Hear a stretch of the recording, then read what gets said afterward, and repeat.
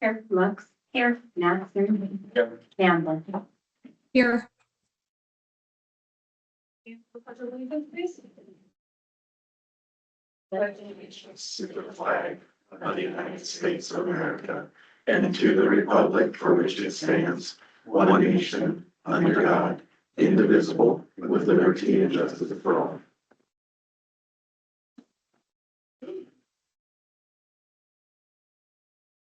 Need to approve the agenda with some additional changes.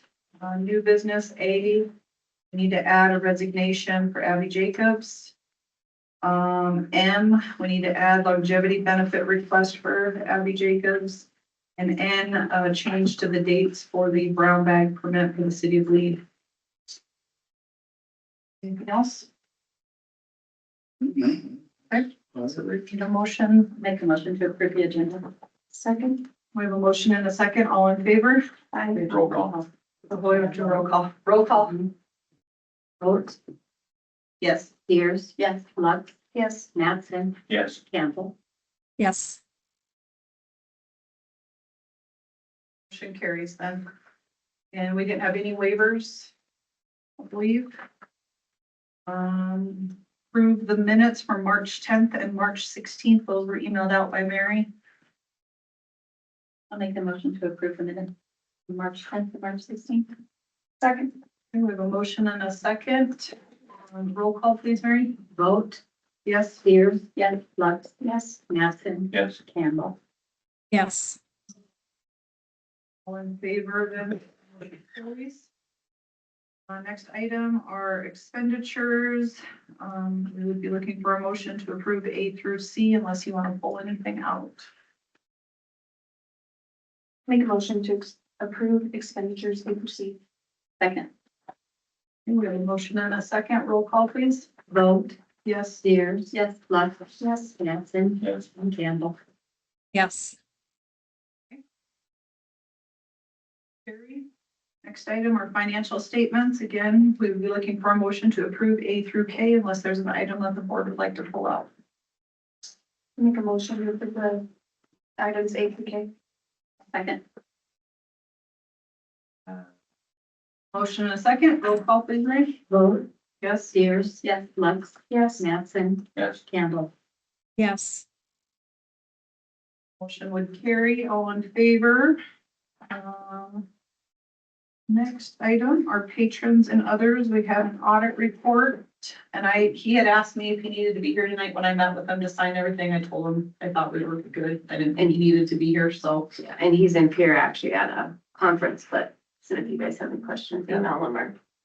I met with him, I signed the stuff. There really was nothing new in there that we didn't already know about. We still have the one item that we're working on. I'm gonna make All sure times, so that checks are turned over to the state. Like Okay. on property, we're ready.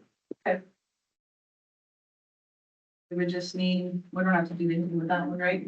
Okay. So we'll go into new business, contracts, resignations, and retirement lists. Okay, so, let's do, contract certified substitutes, Cat Sneesby. And at 145 a day, and Tara Mao at 135 a day. Classified substitutes, Tara Mao, K paraprofessional, Tara Mao elementary and middle school secretarial, Cat Sneesby paraprofessional. Then do you want to do the resignations along with that in one motion, or do you want to do? Yeah, let's just do them all. Okay. That's easiest, I think, don't you? Resignations, retirements, Samantha Grant, middle school volleyball coach, Tara Mao, elementary food service, Chris Ferreira, assistant high school football coach, Lisa Beagle, middle school sped instructor, Chad McCarty, middle school football coach, Cecilia Litchfield, elementary paraprofessional, Amy Rogers, elementary technology assistant, and Abby Jacobs, special education teacher. And then we would approve a contract for Kinsley, Kinsley, 6 through 12 band instructor, at $53,540. Okay, so we'd be looking for a motion to approve that list. Make that motion. I'll second. We have a motion and a second. Roll call, please. Vote, Yes. Steers. Yes. Lux. Yes. Mattson. Yes. Campbell. yes, Okay, so the motion would carry. The next item is approve health insurance renewal rates. So our district received a 9% increase. There were 5 trenches. The districts with the lowest loss ratio got an 8%. And the districts with the second lowest loss ratio got a 9%. So we were the second in that trench. So the increases ranged from 8% to 12%, and our district got a 9%. So we would be looking for a motion to approve the current or the new health insurance rate. Make that motion. I'll second. We have a motion and a second. Roll call, please. Vote, Yes. Steers. Yes. Lux. Yes. Mattson. Yes. Campbell. yes, Motion has carried. Next item is the dental insurance renewal rates through Delta Dental. And this is also in the board packet. This year we received a 2% premium increase in the dental. Make a motion. Second. Motion and a second. Roll call. Vote, Yes. Steers. Yes. Lux. Yes. Mattson. Yes. Campbell. yes, So the motion is carried. Next item is approve the 2026-27 and the 2027-28 calendars. I think I'm glad that we're seeing that 2 years. It's a nice. Yeah, we're trying it, and if it's not the thing to do, we'll know next time. Okay. Just a quick note, and I don't know if I'm remembering all the little tweaks, there weren't many, a couple, but on the, from what was originally presented back in February to what you're being asked to approve now, there were updated calendars in the board packet, and the tweaks were some little things like, for instance, in that original draft, we had 2 days for high school semester test, because that was something that was talked about at one time. I'm talking with Mr. Embrock. He's, they're deciding to make no change there, so we put it back to 3 days semester test. There's like a 12:30 early out, like before Christmas break. Some of those things that were kind of talked about in the process that maybe got missed. But the tweaks were pretty minor. Otherwise, it's same calendar we've had out there for a couple of months for people to look at. That is my memory, right, Jamie? It looked real different to what you first presented, a few things, but not. Okay. We'll be looking at a motion to approve those calendars. Make a motion to approve the calendar for the 2026, 27, and 27, 28 school year. Second. And we have a motion and a second. Roll call, please. Vote, Yes. Steers. Yes. Lux. Yes. Mattson. Yes. Campbell. yes, So the motion carries. Next item is administrator certified, classified, and confidential negotiation minutes that we received. Yeah, so you guys all got a chance to see that, the negotiators, you would agree that's what you guys talked about. Hitting some of the highlights here just from memory, 3% raise for all return employees, adding 2% to the base for teachers, and then likewise for classified staff, 3% to returning employees, and then a 2% increase to the starting wages in each category.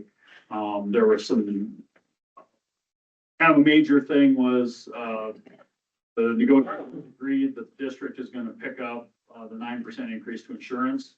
That's really kind of a big deal. So we still have good affordable insurance for our employees. There were some little things like a weight room supervisor in the extra duty schedule. There currently are 2 positions at the same level, separating like one to more of a supervisor position.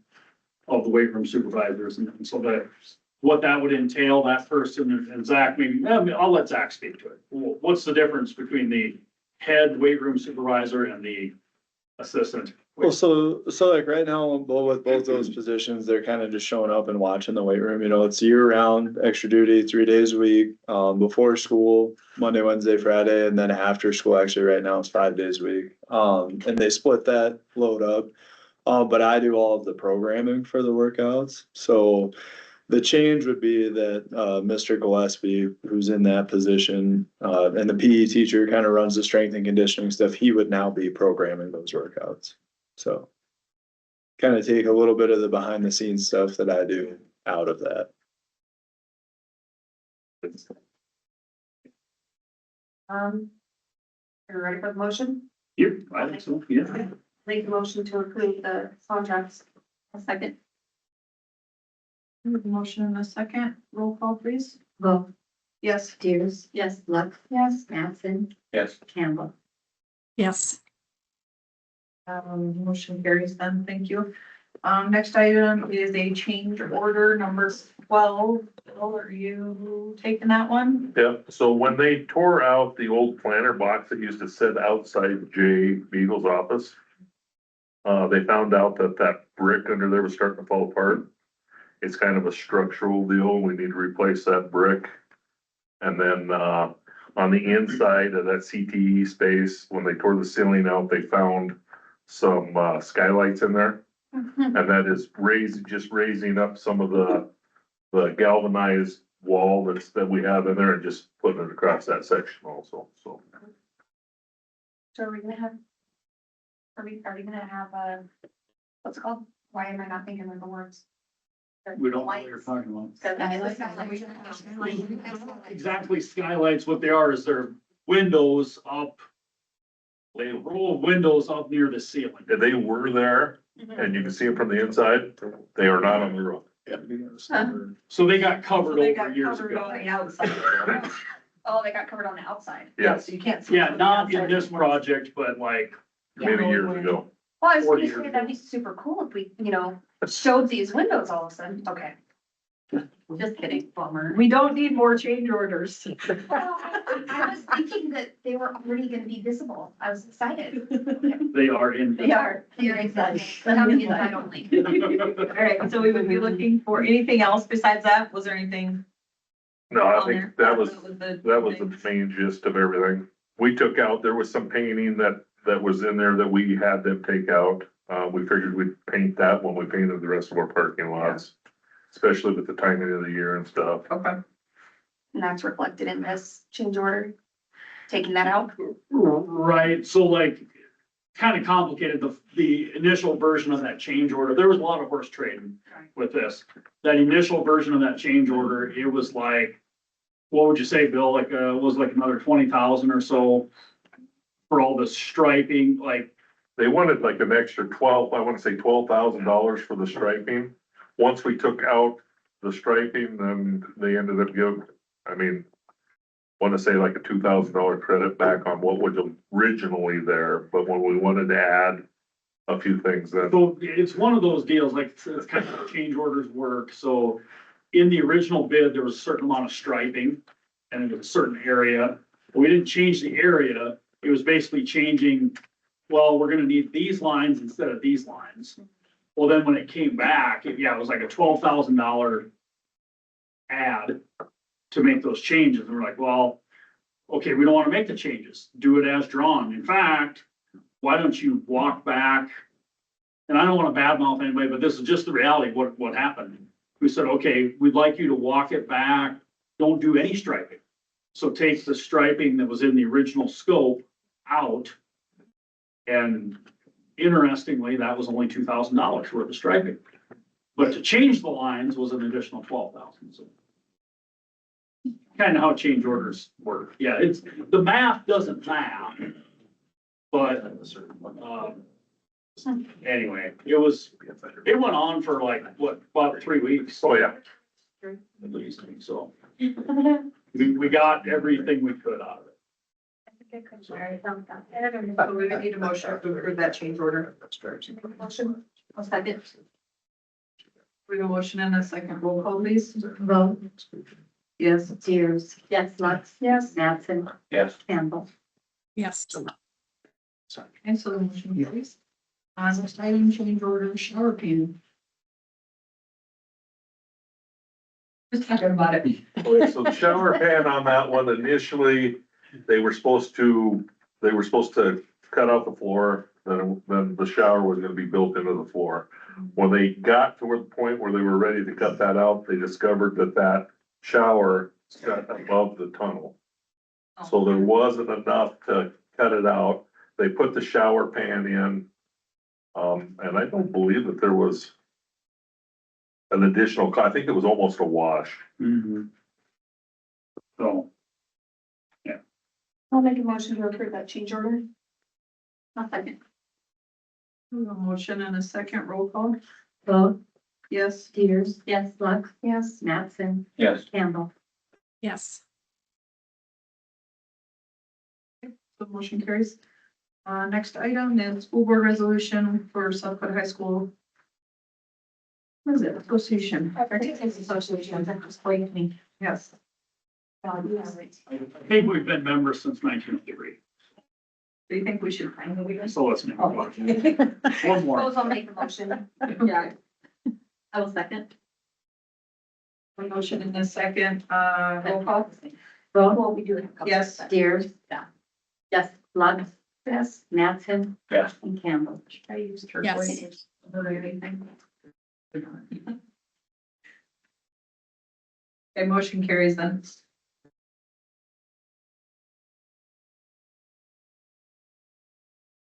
All right, next item is SDHSAA election ballot. Let's see. Which I didn't see there. She gave that to me last We week. did it before, but it wasn't, I didn't see. Oh, Oh, that's not SDHS. no, it's not. It's ASBSD. Yes, yes, Yeah. but it's not the packet. Okay, so here we go. We are, so let's just make sure and identify Associated School Board South Dakota rather than High School Active Association. So I'll quickly run through the two people here. Each that individual. ASBSD. It was at the last meeting. Oh, you read through mine. Okay. So there's profile of each candidate. Okay, so one seat is being contested by Tanya Gray of Douglas and Justin Judding of Meade for the Western region. So I don't know, does anybody, do you want me to read this stuff or does anybody know Justin or Tanya? I know both of them. If you have a recommendation?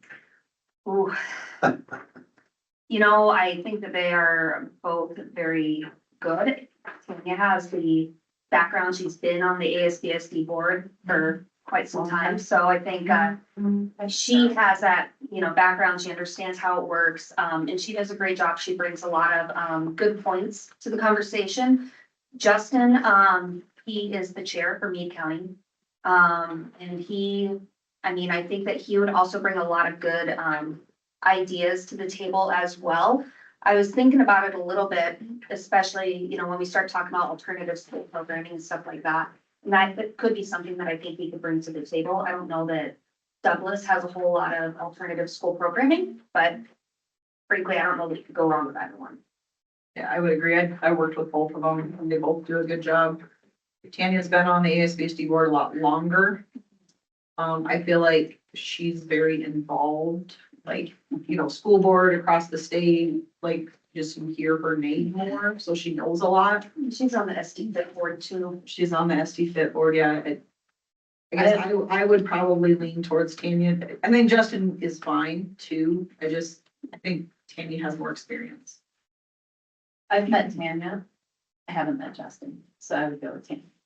So you just made a motion for Tanya, all right. We should make a motion. I mean, I don't know, Tim hasn't talked, so I don't know. need one, so. Okay. I can't make a motion. Okay. so- He's going So I would do it for Tanya. Okay, we have a motion and a second to approve Tanya Gray, is that right? Gray? Yes. Tanya Gray for the ASBSD election ballot. Okay, We have to roll call. Yeah, we have to do a roll call. Yeah. I don't get there. yes, it's Mary over there. Yes. Vote, Yes. Steers. Yes. Lux. Yes. Mattson. Yes. Campbell. yes, Okay, so motion carries.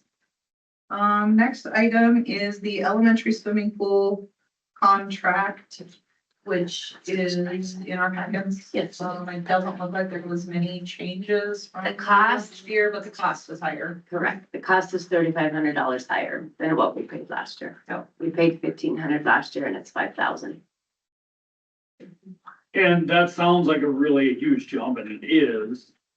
The reason, and here's, the deal, like, we kind of need to approve this because We're the gonna kids do are it sweating. right now. Right, so, but here's, and this was kind of like one of those deals, you know, it's a communication deal. And it kind of was presented to us last year that like, you know, like, you guys are only paying $1,500. This just isn't working. Like, well, okay, what? Like, talk to us, you know, and basically $5,000 is kind of, I think, closer to break even for the city of Deadwood because they supplied lifeguards. Okay, so they have to schedule those people during those times. Now, maybe they're already scheduled or whatever, but they do pretty extensive like swimming lessons with our kids. And so I think it's a deal where they have to bring in an extra person. And so basically the city is like, hey, could we break even on this or come closer to breaking even? So when we had the conversation, it seemed very reasonable. We said, yeah, let's do that. And I thought we had kind of established we wanted to see that contract come to us sooner so we could sign it. And then, you know, we talked about it, had it all worked out. I forgot about it. And then, I don't know, a couple weeks ago, it's like, oh, here's the swim contract. Well, here we are again. So we have made some headway last year at the end of the swimming program. We had a meeting, talked through a lot of things with very good communication. And so I think the next step in that evolution will be that, let's try and get a contract generated, early this summer. Get that established, but, the communication is much better between the district and the city. And we're kind of trying to cover their costs so they don't lose money on it, so. I think that's fair. Yeah, that was, the question I was gonna ask is, you know, I know we had talked about getting the contract earlier, so I guess that'd just be my ask next year is, yeah. Have it, I think we had talked about, we're gonna ask for them to have it to us by, like, hopefully we have it approved before the school year starts. yeah. Like, so July-ish meeting would be beneficial, but Now, and then with that, just because I don't know that our PE program would have it scheduled, that they're doing swimming at these particular dates. Would we just kind of leave that open, that it would be sometime between, say, March and May? I mean, we know it's gonna be during those times, we just don't know the exact dates. Right. There are different ways to skin that cat. We could just get a calendar out and say, these are the days we're gonna do it.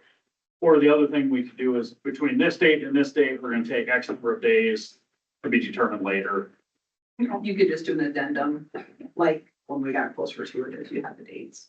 And this one actually says that the beginning of March and Yeah, it and doesn't ending have in May. specific. No. Okay, perfect. I'll make a motion to approve that contract. We have a motion and a second, roll call please. Vote. Yes. Steers. Yes. Lux. Yes. Mattson. Yes. Campbell. yes, Okay, so motion carries. Next item is occupational contract with building blocks therapy. It looked like this was pretty much the same as That last. was just a little bit, Change. little bit of change. And I would imagine because of the current gas prices and stuff like that, but we're really happy with building blocks. She does a very nice job and, really likes our school district and, it means a lot when they've built really good relationships with our teachers and our kids. So I would recommend you to approve that. They're good company. I'll make a motion to approve the contract. A second. A motion and a second, roll call please. Vote. Yes. Steers. Yes. Lux. Yes. Mattson. Yes. Campbell. yes, Okay, so motion carries. We were going to have a discussion on the alternative high school program. All right, so what I'm gonna attempt to do is give everybody the background, and I'm gonna keep my eye on the clock to make sure I don't talk too long, because I want the board to have a chance to ask some questions, but there's been quite a bit of legwork already done on this, and you guys have heard us mention potential alternative school program, and so we're kind of getting down to like we know what that might look like. We know what it's gonna take to do it. And just to give you guys kind of a timeline, if we wanted to put this in place for next year, we're not really behind schedule on it or anything. We've got physical space. The staffing would be fairly minimal.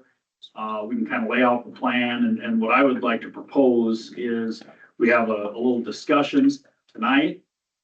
And then if the mood, we don't take a vote or anything, but if the mood is like, hey, this is something we'd like to move forward on, then in May, we would have a motion to do that, or not do that if we're not wanting to do it. But anyway, also then in May, we would have a first reading of a handbook. And the handbook's gonna be fairly light. It's gonna kind of dovetail with existing board policy. It's gonna dovetail with existing Lead-Deadwood High School handbook. But there will be some things that'll be specific to this program. First reading in May, second reading in June, and then over the summer, the pieces would come together. So some of the things we've done thus far, some of the legwork that we've done is Mr. Embrock, Mr. Clement, Lexi and I have visited 3 different alternative programs. So the longest trip we took was to Mitchell. Probably the shortest trip we took was to Sturgis. And then our own Job Corps, the Box Elder Job Corps. And you might say, well, why Job Corps? Really, that's kind of the whole thing is kind of an alternative program. And I think we've seen every time that we see somebody present from Job Corps, we see the enthusiasm, the excitement of those kids. And I kind of think that's really the pinnacle of a program that is career oriented and getting those kids excited about the career, excited about getting my diploma. Now, obviously, we're not going to replicate the whole Job Corps program within our walls. I think probably and the Sturgis program had a lot of benefits to it. I think probably what I saw as a premier program within a school district or within a high school was the Mitchell one, and they've been doing that a long time. So that was very informative, taking those visits. And like I said, I'm not gonna do all the talking here, but I'm just trying to give some background. Now let some of the others on our committee do some talking, let the board do some talking. But really what we're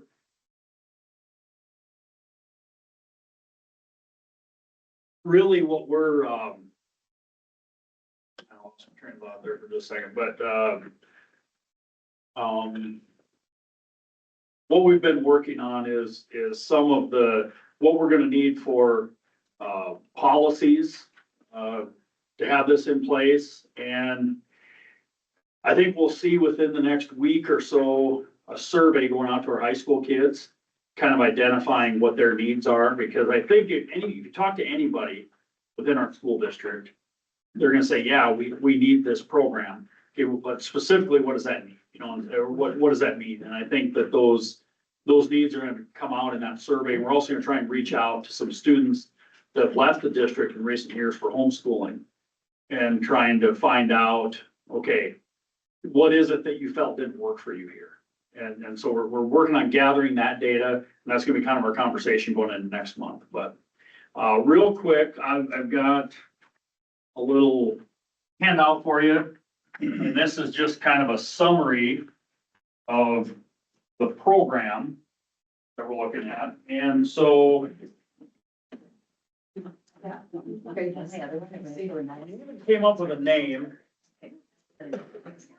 What's that? Well, here's the deal. You start calling it something and it might stick. So what we're calling it right now is Gold Prospect Academy. And I'm not giving you any, 'cause you don't want paper. But Oh, I don't like. you don't like that name? No, it's something you don't get off with ChatGPT. It's kind of cringe. Let me think of some new names for you. I'll tell you. It came from my brain, did it not? It did. Yes, it did. Yeah. Well, no, yours was an academy, it was something else. Hi, yeah. Prospect High. Okay, so I did go to Jamie and I said, can you see if like ChatGPT can do any better on this name? And it didn't do better. But when we sat in the room, Lexi threw the academy in there. And then it has a neat little acronym, GPA, Gold Prospect Academy. But, you know, the name isn't important right now. It's kind of irrelevant at this point. Like, we can name it down the road, but it's just, we gotta call it something for now. And what we kind of liked about the Gold Prospect Academy is that, you know, like how Second Chance High is, you know, geared around second chances. You know, we, like, part of our slogan as a district is find your gold. And so that kind of follows with that theme. And, you know, like, yeah, we're kind of prospecting or having kids prospect for new opportunities here. So anyway, name might be cheesy. Don't get hung up on the name. May or may not stick. But basically, and what we've laid out here are things that we've like borrowed from other alternative schools, things that we've kind of talked through to meet our needs.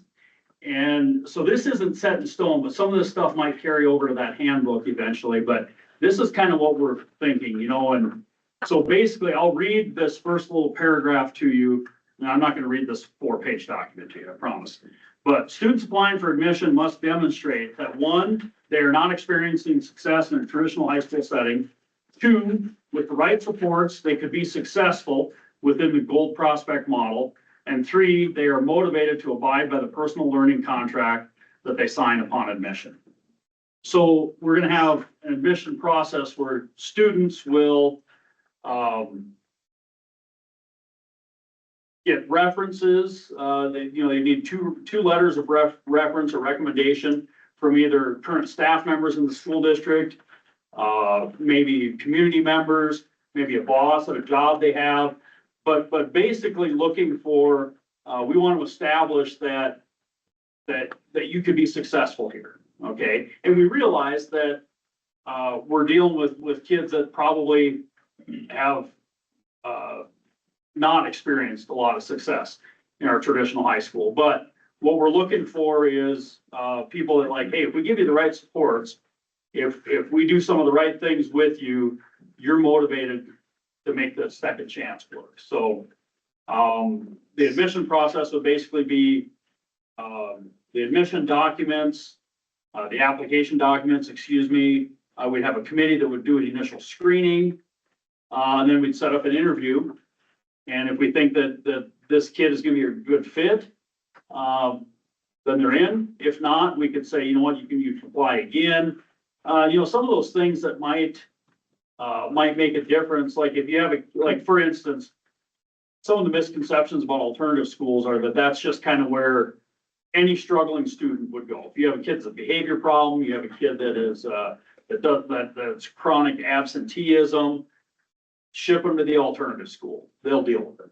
Well, that's not really the model we're looking for. So like if a kid is like truant or chronically absent, what we'd probably say is, you know what, like if you don't show up to regular school, you're probably gonna show up here, that's not really gonna work. Okay, but if you're motivated to get into this Gold Prospect Academy, what we want you to do is say over the next 9 weeks, we want to see your see if we can cut your absences in half. You know, or if you're a kid that like we've got some kids honestly that have like 10-15% grades across the board. Okay, well, I don't think it'd be reasonable to say, hey, before we let you in here, you're gonna have to be passing all your classes. Because if they can pass all their classes in the regular school, they don't really need the alternative school, right?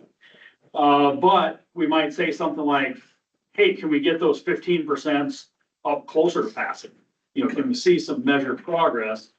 Those would be the kind of things we'd be looking for, in some of those that maybe we didn't accept. So, there'd be a lot of flexibility in the schedule, but the starting point would be a regular school schedule, you know, from 8:30 to 3:27. And then if a kid has extenuating circumstances, like maybe they have to care for younger siblings in the morning and it's difficult to get to school at 8:30, okay? You know, we might build a custom schedule that's gonna fit that kid. And then, but basically they would follow our district attendance policy.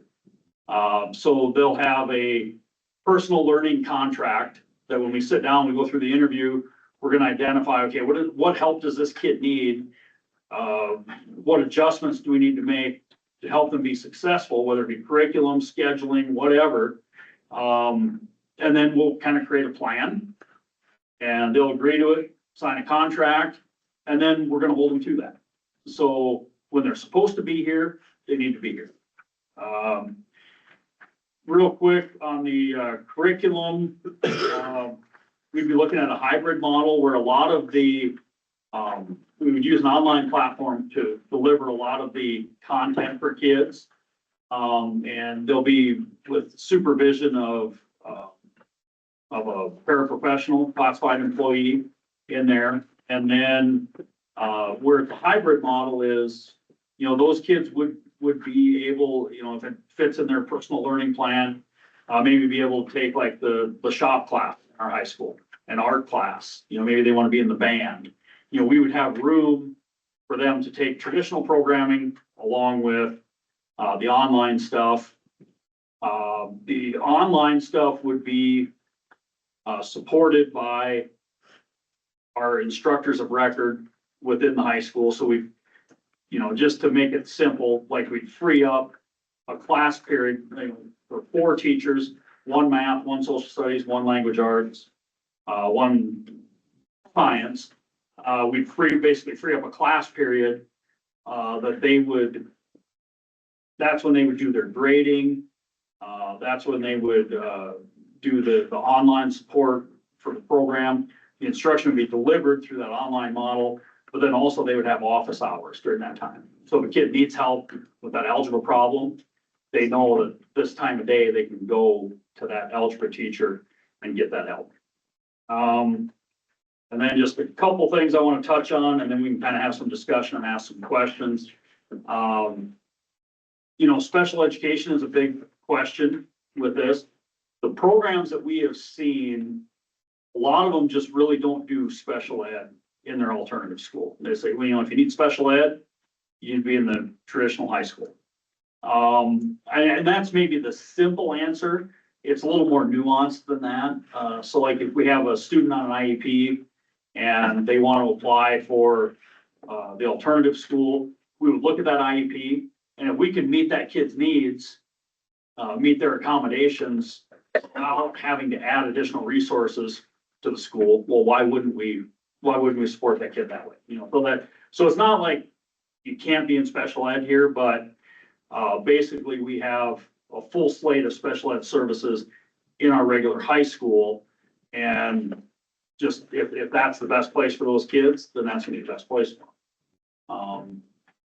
And then the staffing would be, like I said, 1 FTE of a classified person, and then basically half an FTE, which is made up of 4/8 of those different people. And then somebody from our administrative team would be the academy director, would kind of oversee the admission process, deal with attendance and behavior issues as they come up, and just kind of coordinate the whole thing. So that's kind of the structure. I'm kind of trying to go through it fast, but there's a lot here for you to look at.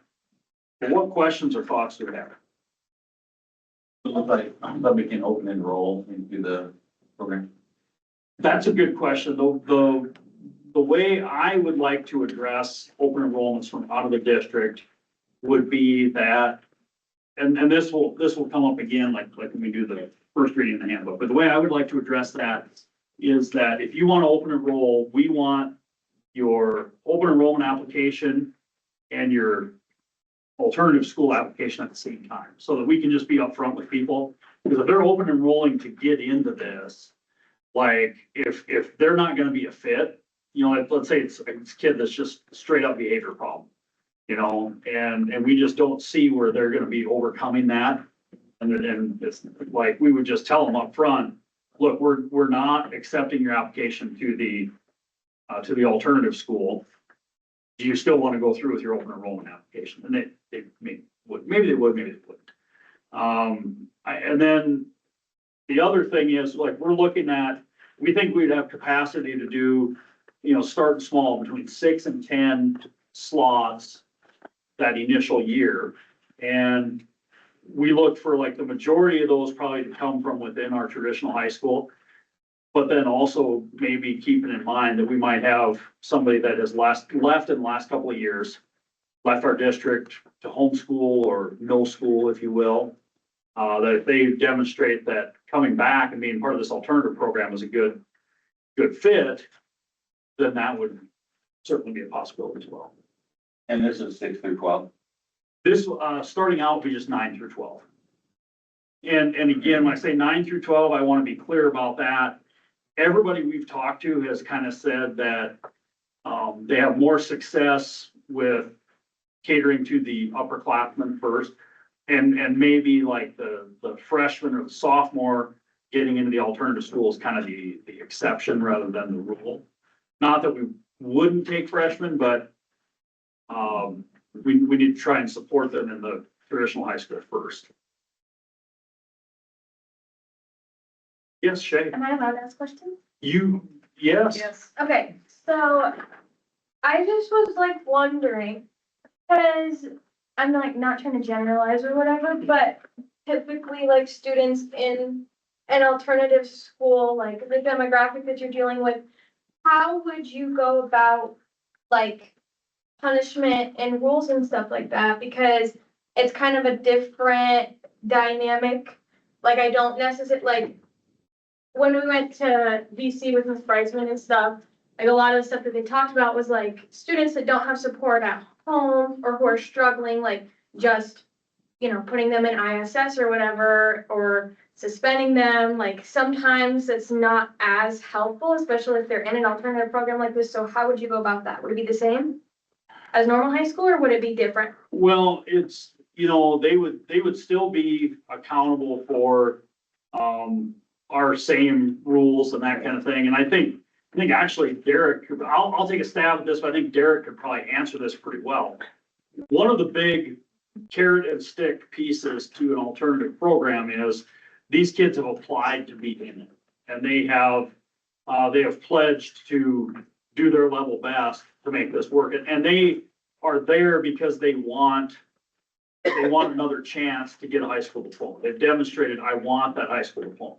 So the alternative is, you know, it's not to say that like, we're not gonna have some hijinks or there, you know, there's gonna be some minor behaviors here and there, but in every alternative program we've visited, like the discipline problems are not real rampant because these are the kids that have reached a point where I want this, I want a high school diploma, I've asked to be in this program. And the alternative is, frankly, if I'm a continual discipline problem, I'm out, I'm back in the traditional high school. What's your experience there, Derek, with, because I think similar to Job Corps. Yeah, it's exactly that. I mean, I think personal investment is a key to success for the students that want to be in a program like that. And amazingly, you know, from my personal experience, the behavioral issues that I see in our program are minimal. The kids want to be there for the most part. And so that goes a long ways. And not only that, like you said, it's a second chance. So it's probably not just the students that are moving out of the traditional high school program, but I'm gonna guess that you're gonna have people that are coming back from either dropping out or possibly moving to alternative instruction. And yeah, they're coming because they want to be part of something, so. Yeah, and that was a very good question, and I think it's important too, that we wrap our heads around the paradigm that, you know, we're not gonna put kids in the alternative school. That's not the way it works. they apply to be in the alternative school. And you might say, well, I don't know, man, you're not making it sound very appealing. Why the heck would somebody want to go to your, corny little gold academy? But, I think that there's a lot of, data out there that shows that there's a fair number of kids that do want this. And I think, where our goal is to start small, 6 to 10 kids. I believe there are 6 to 10 kids who will want to jump on this opportunity for next year. And just from my perspective a little bit, with my work, you know, I work with a lot of those kids, right? What we've seen is when we have those students, whether they, go to the alt school, you know, somewhere in the Northern Hills, or they do online schooling. When they start having those supports, whether it is the paraprofessional that's in that classroom, or, I mean, in my case, it would be my staff, we start seeing a lot of success with that, and I want to be successful with that. So by having, this smaller class size and giving this opportunity, you're also kind of helping to form that, you know, that support that you're talking about. And you're also giving them that opportunity, you know, if they are sitting at, you know, 3 credits and they're a junior, probably maybe a little bit more than that, but you're also giving them the opportunity to, you know, change their choices or change that trajectory that they're on for that success. And with that limited class size, it makes it a little bit easier for them to do that. Does that make sense? Yeah. So the major budgetary impact will be the staffing. Yeah, it would be that one classified position, would be the major thing. We're really working initially to kind of make this as much as we can fit within the resources we currently have. Would the online curriculum be an additional? It would be, but those subscriptions are quite a bit less than, say, like when we pay for a class through Dial, and they're providing the instructor of record, they're like $250 to $300 per semester per course. Like the Edgenuity licenses are, I don't have a good number on that, and I can bring that like between now and the next board meeting, but they're way cheaper. They're like, they kind of go by your district enrollment. And then just be nice to have our projected impact, you know, with the Total cost, yeah. Would, Yeah, and we'll bring that breakdown next time. kind of just occurred to me, but with the Edgenuity versus Dial, would we be looking at scaling back our use of Dial if we already have access to Edgenuity for some of our kids that are in the regular high school? Not necessarily, and I'll tell you what, like our Dial usage is not real heavy, but with the Edgenuity, you have to have that instructor of record. You have to, so that certified teacher, a teacher that's certified in that area has to be the one that enters the grades. They have to be that support for it. And right now, like with the one class period for content area, like our capacity will be a little bit kind of saturated there. So Well, I think Dial offers a totally different layout. I mean, there's I mean, I can speak from experience. JC used Dial for classes that she couldn't get, right? Like they weren't even offered, so. Right. But I'm just thinking if there's, say, an algebra class on Dial that would be offered through Edgenuity, would it be something that we could look at using Edgenuity for that algebra class instead of accruing that additional cost through Dial? like on some credit recovery options perhaps, but like for instance, we don't do a lot of like a required class, like an algebra. Like if we offer in-house, we really discourage and in fact, I think Amber can probably speak to this too, that there were some classes where, yeah, like we offer a similar class to that here.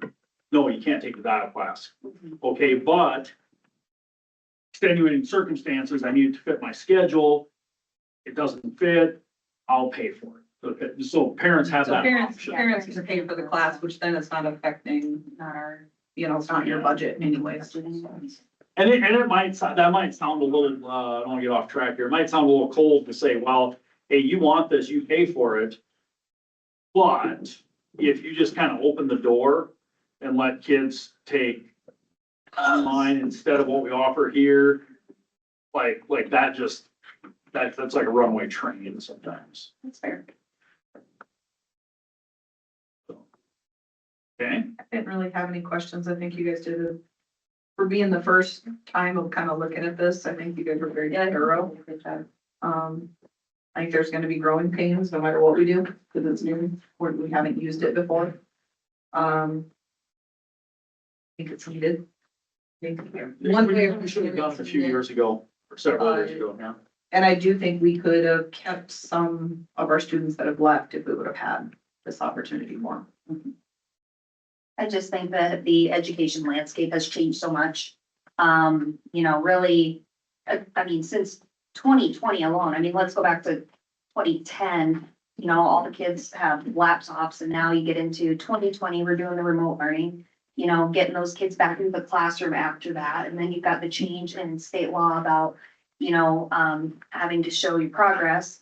I really think that this is gonna be a good opportunity to help, create a program that is gonna help the need that is absolutely present in our district and, help elevate our district as well. Yeah, I think there's a whole segment of the population that's kind of underserved there that. But I think for next time, I guess, does any staff have, I mean, you guys are here, do you have any say, I know you've got a lot of you visited places. Yeah, excuse me. I have some experience with some alternative schools in my previous schools I was at. And, so you kind of draw on that on how, and one of the things I follow up on is you don't want, most of those schools I was part of, it was a total online curriculum. It was kind of, here's the canned alternative school, and even though there might have been some flexibility, but the idea of wanting something that's a little more hybrid, that if that serves a student where there's an online course option that could serve them, whether it be a core class or another class, and still keep them engaged with our high school, whether it be through band or maybe it's, I don't want to do an online, I need to do my math and keep them engaged with the math class. Having that hybrid model, I think, was pretty important to me.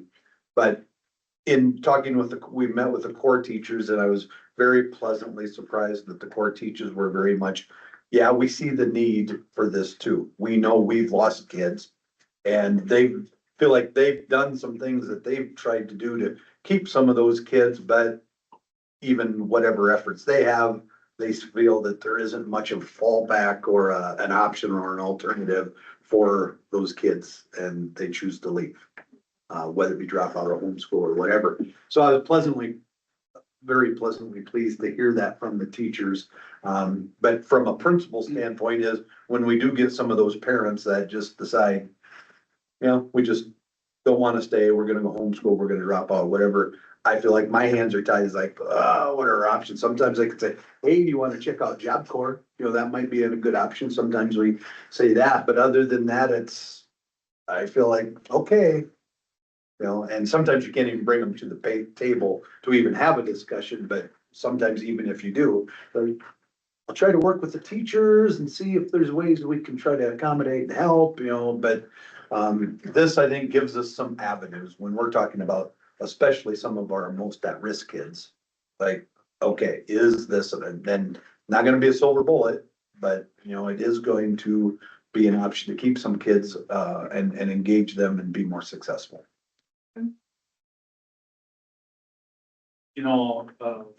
This kind of shows how old I am, but I remember when I was a teacher in Sioux Falls, we had an alternative program.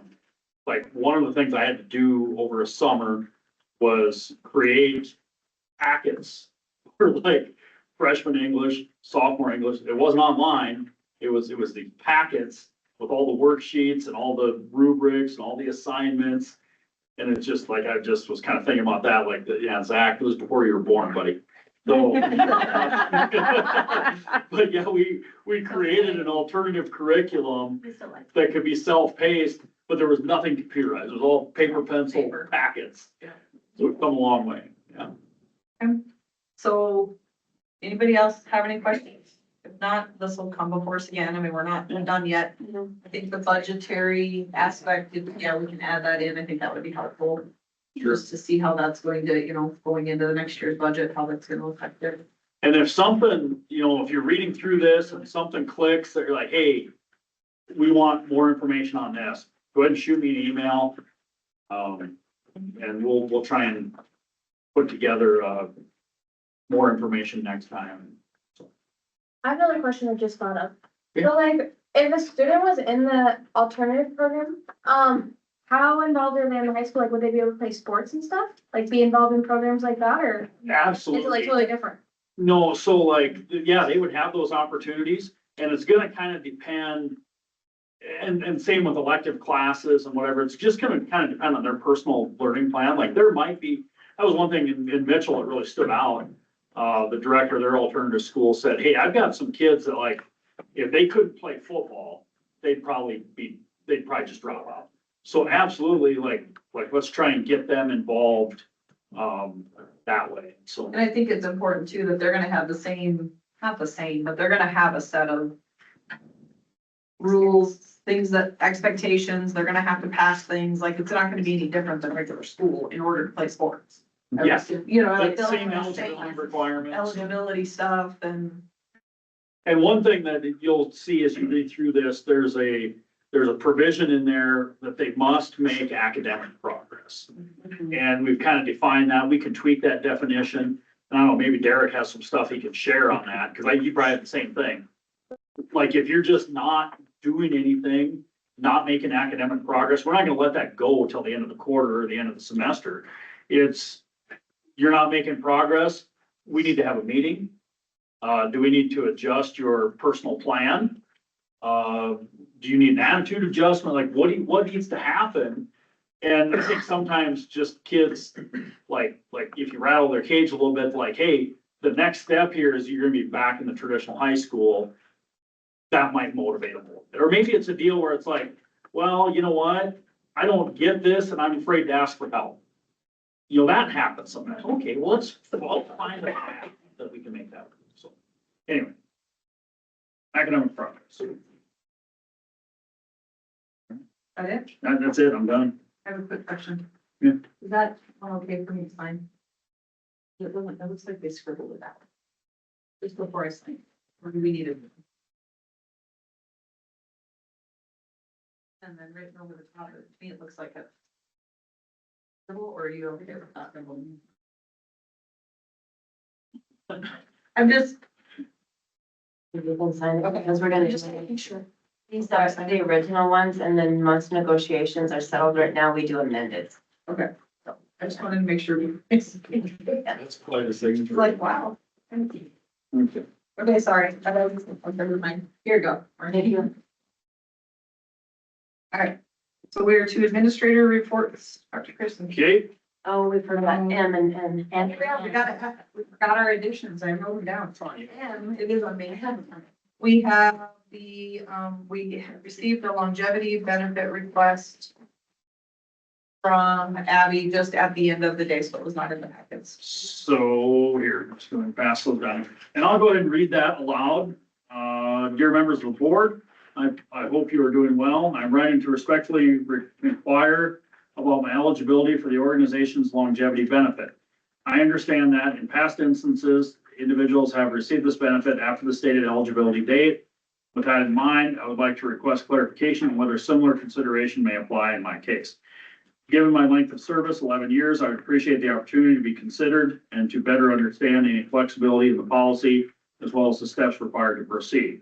Thank you for your time and consideration. Sincerely, Abby Jacobs. So as far as steps to proceed, she's making the request for you to waive the April 1st deadline. And so I guess that's the question before you, and then I I think thought after we usually tonight, had the discussions in executive session. if you'd like an executive session for this, we could. Why they get the pass, that's what we've done. I guess I don't feel like we need an executive session. To go vote on it. We are just, all we're asking is, it's past the deadline. Yeah, and it just it came late in the day today, so I'm sorry if yeah, like otherwise I would probably be able to. We've done both ways. Yeah, I don't, Yeah, we've had them in the meetings before. I know we've had meetings. I know we just talked about another one not too long ago, so I guess with this one. I struggle with it because I'm a big stickler on dates. The dates are out there, the teachers know when they are, they were due April 1st. 14 days later, I'm struggling with that because it seems like it's happening more and more. I will just add. I don't know, and is there this anything, is yeah, Maybe not my spot, but I will just add that the district has set a precedent that they have allowed people to get their longevity benefit, and the last one being Sarah DeBeaumont, one before that being Stacy Ross. Yeah. I'm just putting it out there for your consideration. Thank you. I mean, I think that we're talking 14 days. I mean, I get what you're saying. But I think that, 14 days. I personally think that we should grant it. It's not June 15th. yeah, it's just we have a rule in place for a reason, so if that's gonna be the case, I mean, we do have our precedents, in fact, do we change our regulation? And, That's, that's that's, just a that's the different negotiated concept, but- agreement. yeah, Okay, that's the negotiated agreement, and I think too. Like, yeah, like I don't know, I think the board has listened to different circumstances at different times. I'm not recommending either way, I'm just saying that. Here's the request, and so I think your options are, if you feel executive session would be appropriate. You could request an executive session, if we, if you just wanna take a vote on it and do it. Those are kind of our options. Like I said, it came up today. This letter appeared at the end of the day today, so procedurally, we haven't really had a lot of time to get our ducks in a row, so. I guess I'd make the motion to award the longevity benefit to Abby. there's a motion.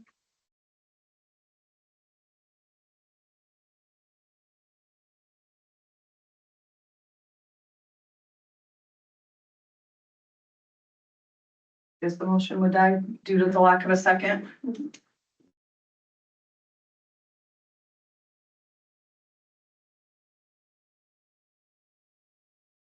You wanna go, you're the one that asked about it in the session. I would like that executive session. Would you like, Can we put it at the end then and get the other items on the agenda instead of making, I mean, these guys are here, we give, is that okay, just so we don't? We're gonna have to make another amendment to the agenda then. I make a motion that we amend the agenda to include an executive session after public forum. It would be better if you follow, the agenda was originally approved as gears and then blocks. So you should not be making the motion, you should amend your motion, what you should do. So Amber could amend the original motion to approve the agenda with the first set of changes. Now we're going to make an amendment to the amendment. So I will make an amendment to add an executive session. Second. Okay, we have a motion and a second to add executive session after the administrator report. could I just, well, and probably after public forum, Okay, after public forum. I would like to ask a clarifying question. Are you saying executive session for personnel? Yes. Okay. So we would have a motion and a second to amend the agenda to add executive session for personnel after public forum. We would need a roll call. Vote, Yes. Deers. Yes. Lux, Yes. Mattson. Yes. And Campbell. Yes. So the motion carries to do that. So we will go back to item And N, which would be The original brown bag permit from the city of Lead was specifically stated in our minutes to only be for July 3rd. And they would request that that be from July 3rd through July 5th. So we thought that it was best to to make a new motion so we make sure it covers the whole weekend. I'll make that motion. Second. We have a motion and a second. Roll call, please. Vote. Yes. Steers. Yes. Lutz. Yes. Mattson. Yes. Campbell. Yes. Okay, so the motion carries for that request. So we're gonna move on to administrator reports. Dr. Pearson. Okay, I'll, for the sake of time, I'll strike items 13 and 14 off my report. No, I just have two. You know, we're inching towards the finish line on that, middle school project and, you know, the office is looking great and there are a few things that need to be fixed here and there with, you know, some door locks and touching up some things and we will, we're planning to make the big transition on the traffic flow at the start of next school year. Just because like the timing is kind of odd right now with some things, but along with that, I guess I would like to kind of feel out the board and I'm not looking for a vote or anything, just maybe a nod or a wink or a shake your head or whatever, but you know, might be a good idea. By the time of our next meeting, that middle school project will be done. And might be a good idea to hold our next meeting in the middle school. And then we could, as an agenda item, just walk down the hall, take a look. Yeah. So I guess that's my thing. You guys Yes. nodding, winking there. Okay, good. So the other thing that I just want to mention and Shay, I think will have a comment on her report. She and I talked a little bit the other day, but you know, we did not have, like, we had the tutoring in the high school, after school. It was kind of a COVID thing, ESSER money thing. Didn't get plugged into the budget here for the current school year. So it kind of went away, a little bit of a hiatus and there was, you know, through the negotiations process, there was talk about adding an extra duty assignment there as an after-school tutor.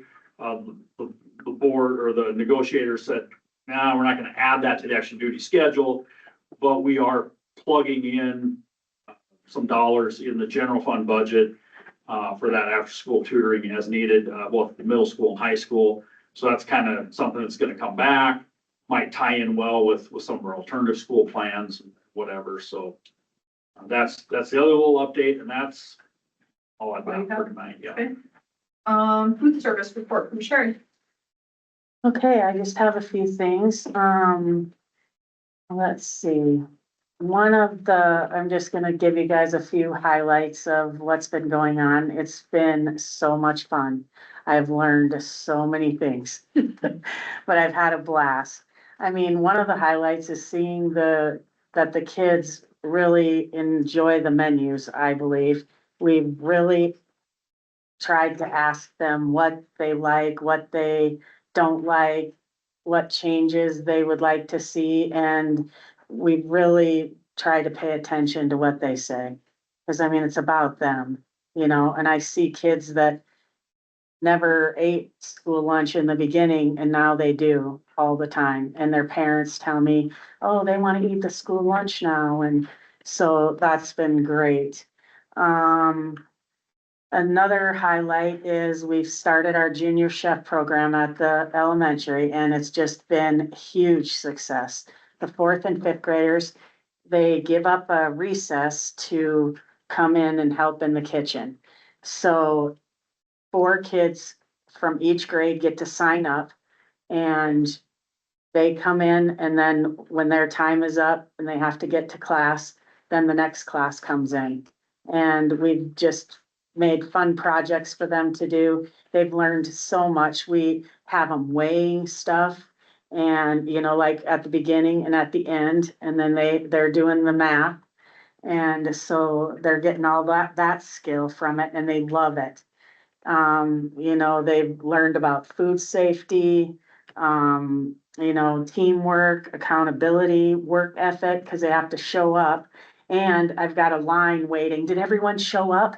You know, because they want to come in, and it's just been awesome. And I hope that, and, you know, conversing with the teachers also.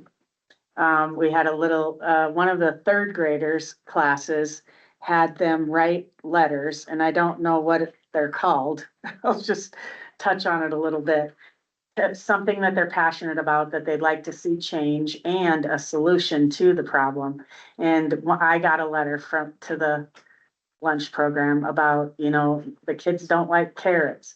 And we have something else? And yes, and so I wrote her a nice letter back. She came in the kitchen and met with me, and I gave her a list of all the fruits and vegetables, and she's picked out some, and it's gonna go places from there. We've started doing, fruit and vegetable infused water at both schools over lunch, and we have to fill the container quite a few times at both schools, and they love it. And I think it's awesome to keep them hydrated, especially now with it being warm, and also we'll see, I mean, maybe there won't be as many sick and stuff. Also, we're gonna keep it going throughout the whole year, and they love it. And our junior chefs participate in helping make it too. What else? I do have some numbers that Marcy printed for me to show you that, you know, even with our enrollment being down, our numbers are up. I'll grab some and you guys can look at them if you want. Even though it's hard to, how it all works because of all the things that have changed. You know, and pricing of food and gas prices and all of those things, but I mean, I feel good about how this year went with me not knowing a thing about how it all works.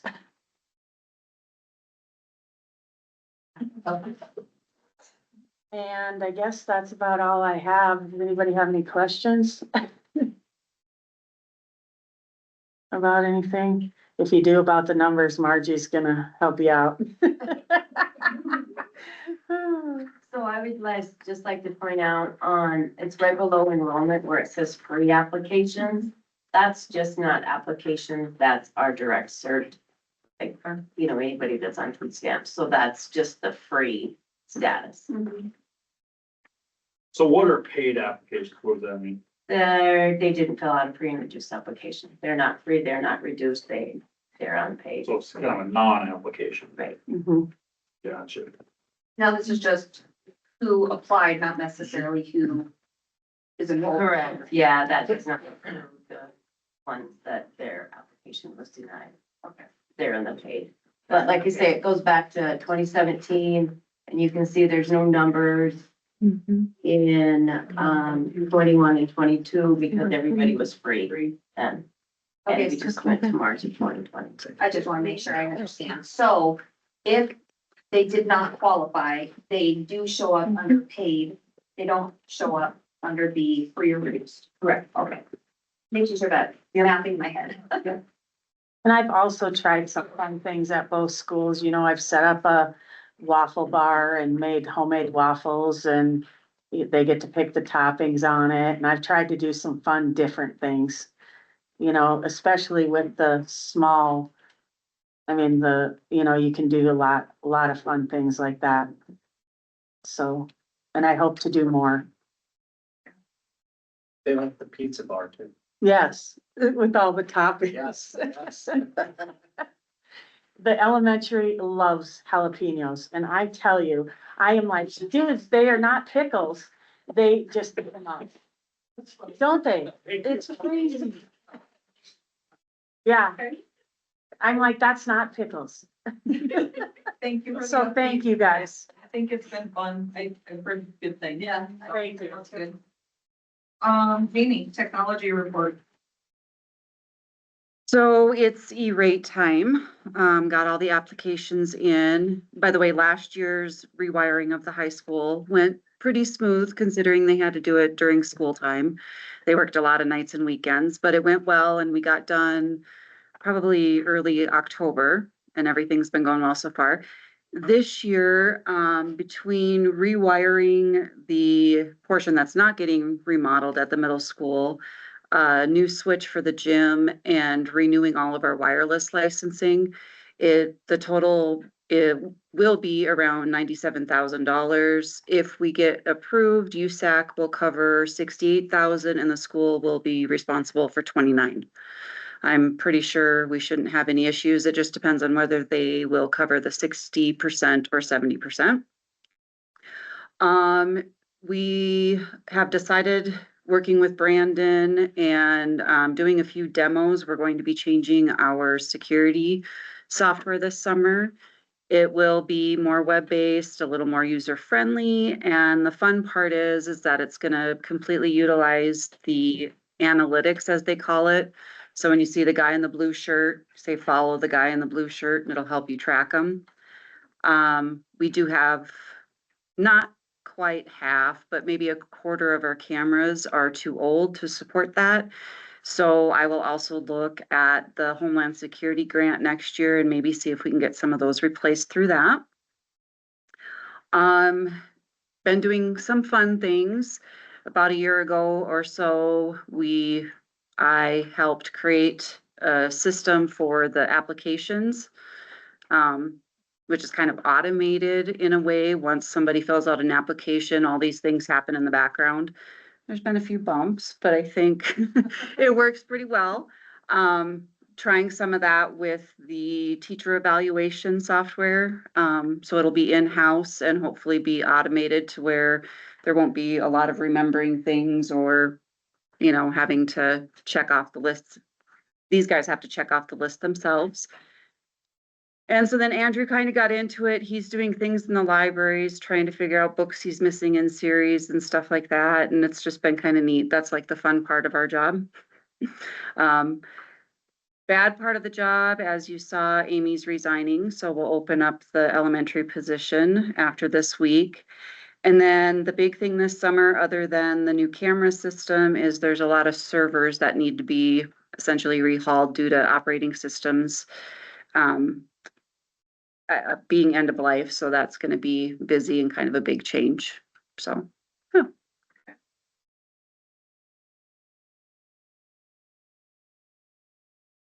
You have anything?